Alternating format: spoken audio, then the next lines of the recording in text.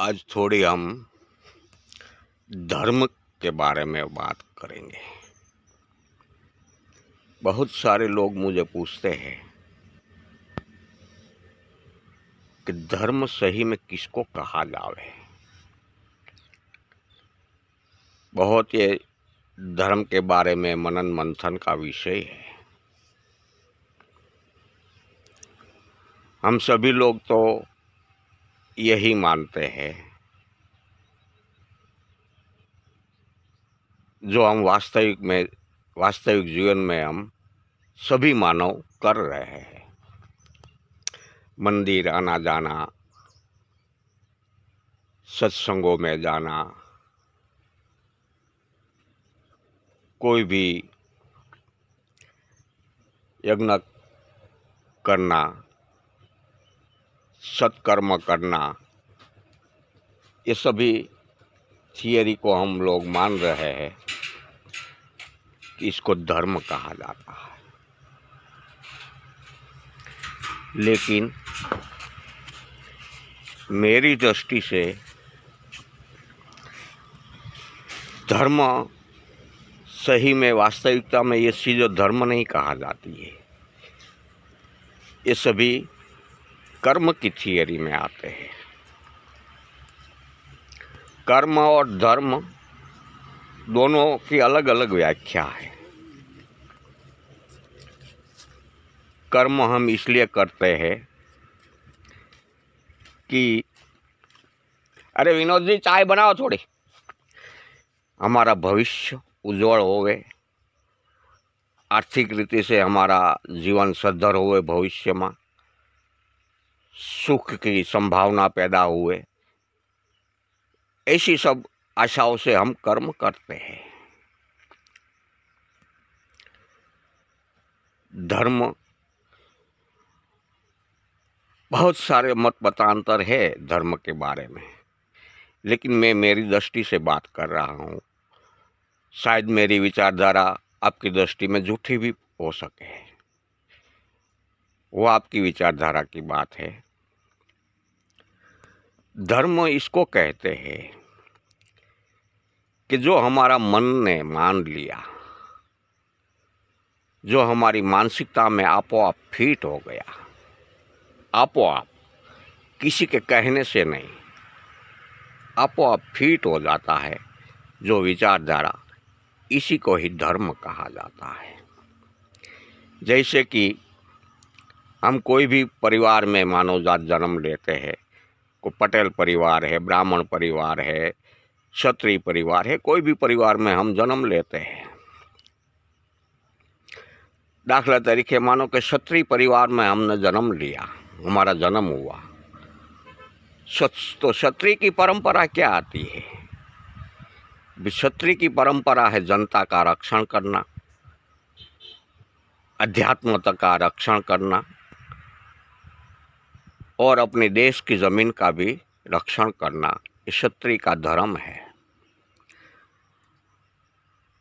तो क्षत्रिय कुल में हमने जन्म लेते ही हमारी मानसिकता को हमको कोई सिखाने नहीं आता है, लेकिन हमारी मानसिकता का बंधारण भी यही हो जाता है जो हमारे वंश परंपरागत हम हमारा कुटुंब परिवार मानते आए हैं, वो हमारा धर्म है। वो धर्म की एक दूसरा नाम फर्ज भी कहा जावे, धर्म का दूसरा नाम अपनी फर्ज भी कहा जावे, ये अपना धर्म है।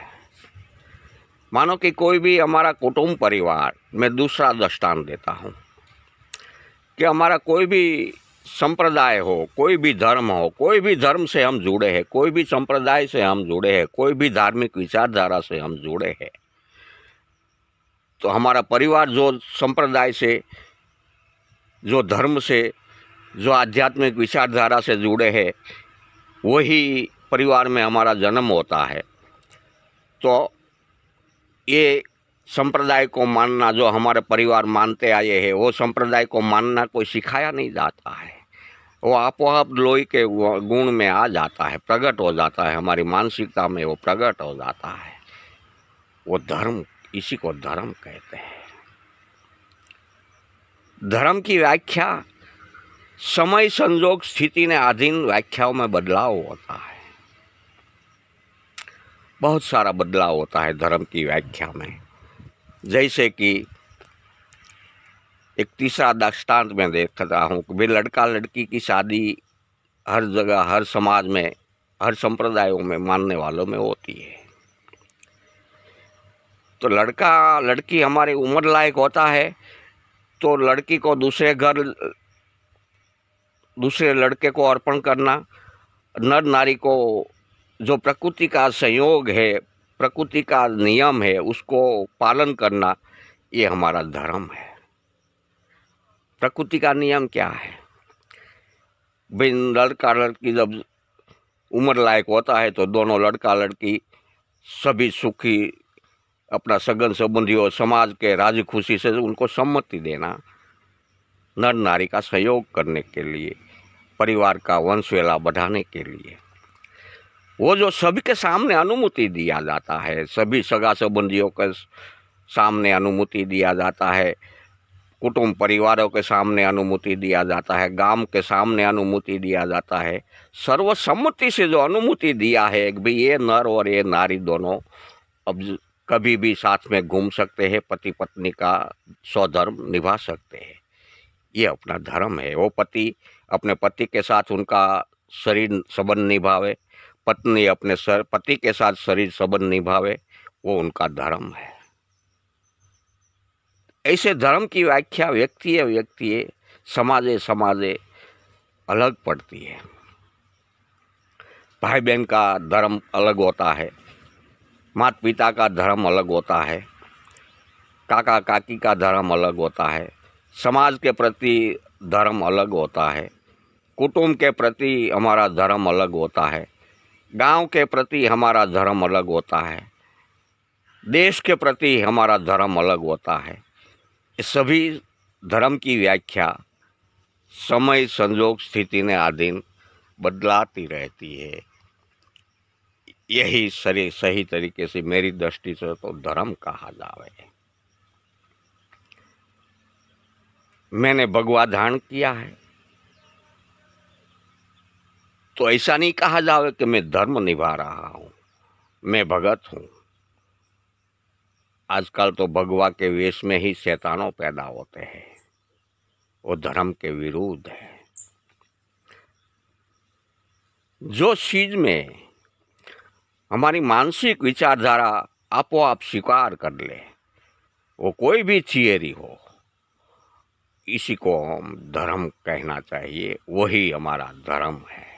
धर्म का दूसरा नाम मेरी दृष्टि से फर्ज भी कहा जावे। फर्ज कि हम एक दूसरे के प्रति कौन सी फर्ज है, कैसी फर्ज है, वो फर्ज किस तरीके से हमको निभानी है, इसी को ही हम धर्म कहना चाहिए। वही असलियत में धर्म है। बड़ा बड़ा मंदिर, बड़ी बड़ी कथाओं करना, बड़ा बड़ा यज्ञों करना, बड़ा बड़ा सत्संगों करना, ये सभी कर्म कहा जावे। कर्म से और धर्म की दोनों की व्याख्या अलग पड़ती है।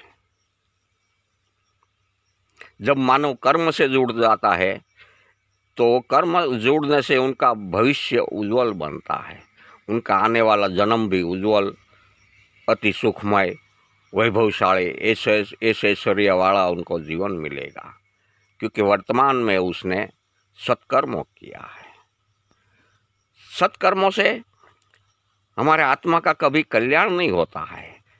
हम लक्ष्य में से ज़रूर छूटते हैं, लक्ष्य में छूटने, सत्कर्मों से लक्ष्य में से ज़रूर छूटता है।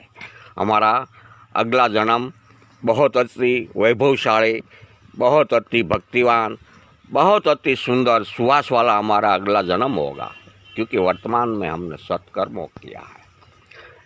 लेकिन सत्कर्मों से लक्ष्य ज़रूर छूटती है, लेकिन आत्मा को कायम के लिए मुक्ति नहीं मिल सकती। आत्मा को कायम के लिए मुक्ति मिलने के लिए भक्ति ही करनी पड़ेगी, वो भी आंतरिक शक्तियों को ही जागरूक करना पड़ेगा, जो हमारा धर्म कहा जाता है। मानव का जनरली धर्म क्या है, ये भी मैं आपको बता दूं। कि भी जो भी परिवार में जन्म हुआ है आपका, जो भी संप्रदाय में के धर्म में मानने वाले में आपका जन्म हुआ है, वो धर्म में, वो कुटुंब परिवार में बड़ा होकर शिक्षण, शैक्षणिक अभ्यास लेकर अपने पैर पे खड़ा होकर अपने बच्चों का निर्वाह करो। बच्चों का निर्वाह कर कर बच्चों को भी अपने पैर पे खड़ा कर कर बाद में आप निवृत्त हो जाओगे, तब आपका धर्म बनता है आपके आत्मा का कल्याण के लिए। ये मानव जीवन का धर्म है, सबसे बड़ा धर्म ये मानव जीवन का यही कहा जावे। वे अपने पूरे परिवार का, जो भी अपना बाल बच्चा है, सबको नौकरी धंधा पे अपने अपने पैर पे खड़ा कर दो। किसी को मेरी कोई ज़रूरियात नहीं रहे, ऐसा उनको शक्तिशाली आर्थिक रीति से सद्धर बनवा दो। बाद में आप निवृत्ति जीवन निभाओ और अपने आत्मा के लिए कल्याण करो। उस योग साधन हाथ में लेकर सुबह शाम अपने आत्मा का कल्याण करो। यही मानव जीवन का धर्म है, जो सभी व्यक्ति के लिए एक ही है, मानव जीवन का धर्म। यही मेरी दृष्टि से तो धर्म कहा जाता है।